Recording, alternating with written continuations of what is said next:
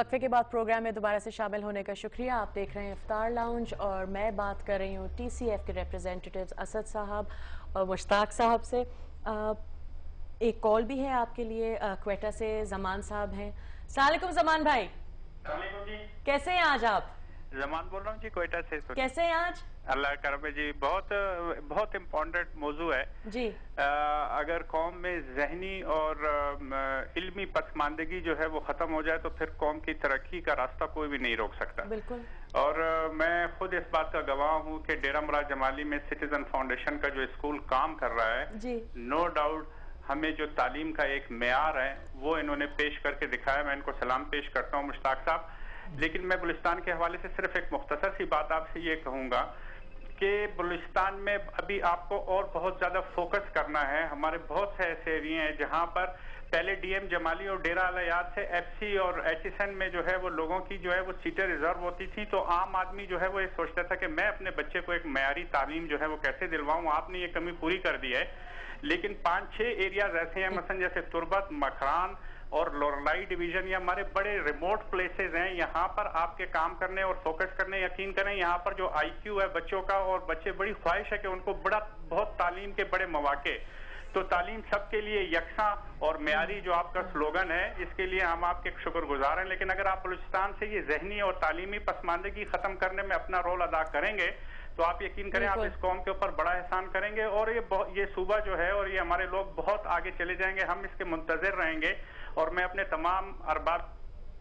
اچھا, مجھے ہنسی آ رہی ہے اس بات پہ کہ ہم نے کہا تھا مختصر بات کیجیے گا. زمان صاحب نے سوچا کہ بات اتنی کروں گا لیکن سپیڈ میں تاکہ میری ساری باتیں ہو جائیں. ایک اور کال ہے آپ کے لیے. صوبیہ صاحبہ ہیں کراچی سے. السلام علیکم صوبیہ جی. ہیلو صوبیہ صاحبہ, ہیلو. اچھا, بات ہو رہی تھی معیاری تعلیم کی. جی, میں پہلے ان کے زمان صاحب کے ایک سوال کا جواب دینے کی کوشش کروں گا کہ جو وہ ذکر کر رہے ہیں ہمارے سارے ملک میں انکلوڈنگ بلوچستان بہت شدید ضرورت ہے کہ معیاری تعلیم کے ادارے ہوں. اور ظاہر ہے کہ دی سٹیزنز فاؤنڈیشن اکیلا وہ ادارہ نہیں ہے جو کہ تمام ضروریات کو پورا کر سکتا ہے. ہماری تو خواہش ہوگی کہ ہم جیسے 100 اور ادارے ہوں جو کہ یہ کام کر سکیں. ہم لوگ بیسکلی فنڈنگ کے اوپر چلتے ہیں, اور جتنی بھی ہمیں فنڈنگ آتی ہے اس میں ہم لوگ ہماری یہ خواہش ہوتی ہے کہ ہم ایسے علاقوں میں, پسماندہ ترین علاقوں میں جائیں. بدقسمتی سے سارے ملک میں ایسے علاقے بہت سے ہیں. ڈیرہ مراد جمالی ہمارے لیے ہمارے ایک ڈونر کی وجہ سے ہم اس علاقے میں گئے, اور ہمیں بہت خوشی ہے کہ ہم وہاں گئے ہیں. اور ہماری خواہش ہوگی کہ ہم بلوچستان میں بھی جتنا اور ہمیں پیسے ملتے ہیں اور اس کی مدد سے اگر ہم اور سکول کھول سکتے ہیں تو ہم انشاءاللہ وہ کھولنے کی کوشش کریں. کوالٹی کے حوالے سے میں آپ سے ذکر کرنا چاہوں گا, مشتاق صاحب نے بھی بات کی کہ ہم لوگوں کا بہت فوکس یہ ہے کہ ہمارے تمام سکول جو ہیں وہ یکساں معیار پہ آ سکیں.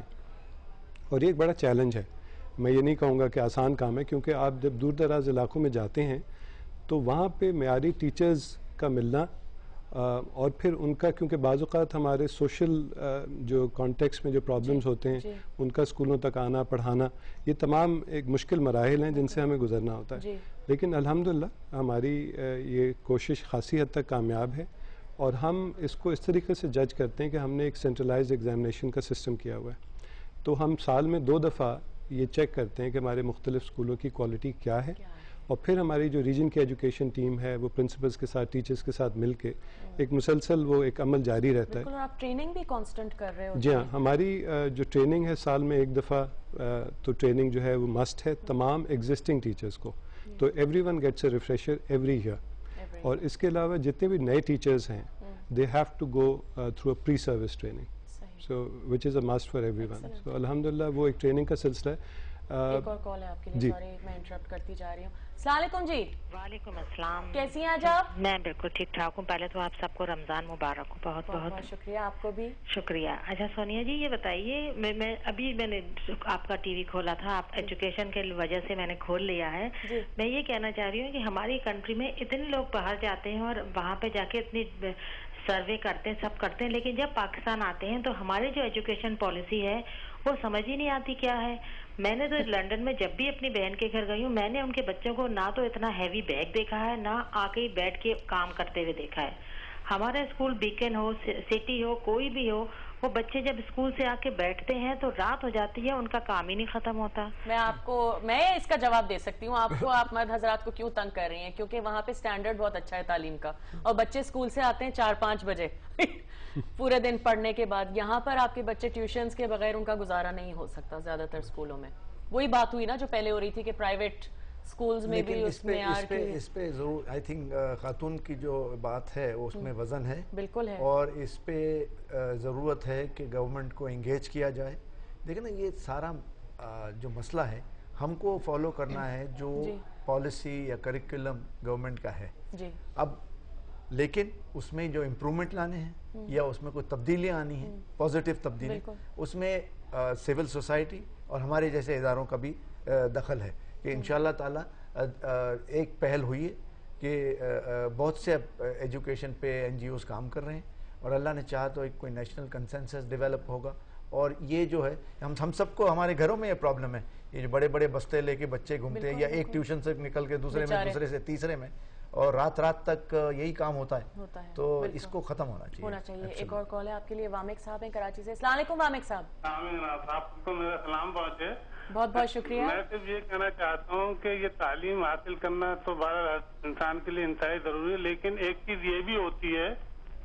ہلو جی فرمائیے، سن رہے ہیں. جو اصل چیز ہے وہ یہ ہے کہ تعلیم حاصل کرنے کے لیے جب ہم بچوں کو لاتے ہیں تو ان کے لیے اپنی کوئی اٹریکشن تو کریٹ کریں. میرے حساب سے جو اٹریکشن ہے ان کو ایک یہ شیورٹی دی جائے کہ بھئی اگر آپ پڑھ کے آگے آؤ گے تو آپ کو جاب کے سلسلے میں کسی سفارش کی ضرورت نہیں پڑے گی. وہ ایک ایسا اٹریکشن آ جاتا ہے جب بچہ پڑھنے کی طرف راغب ہوگا، اس لیے کہ وہ اسی وقت مایوس ہو جاتا ہے کہ میں کیا پڑھوں، محنت کروں، جا کے آخر میں جا کے مجھے پہ دھکے کھانا ہے. تو یہ ایک اٹریکشن جب تک ہم کریٹ دیں تو پھر وہ تعلیم کو خود ڈھونڈنے لگے گا.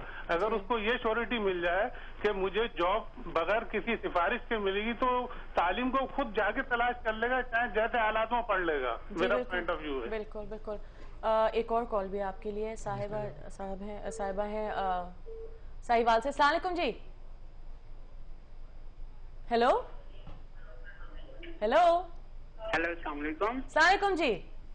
وعلیکم السلام. کیسے ہیں بھائی؟ الحمدللہ. فرمائیے آج کیا کہنا چاہیں گے آپ؟ میں جی عورت ہوں، لیکچرر ہوں جی مہران کالج میں جی. اور میں نے جو یہ آپ کا پروگرام چل رہا ہے تعلیم کے موضوع پہ اسی سلسلے میں بات کرنی ہے جی. اور میں چونکہ لیکچرر ہوں اور ایک غریب طبقے سے تعلق رکھتی ہوں. میرے والدین نے بہت محنت. ہیلو آئی ایم سوری، شاید لائن کٹ گئی ہے. ایک چھوٹے سے بریک پہ جائیں گے، واپس آ کے یہ بھی ایک بہت ضروری بات ہے کہ سفارش کے بغیر نوکری ملنا بھی ضروری ہے. ایک چھوٹا سا وقفہ لیتے ہیں، واپس آ کے گفتگو جاری رکھیں گے.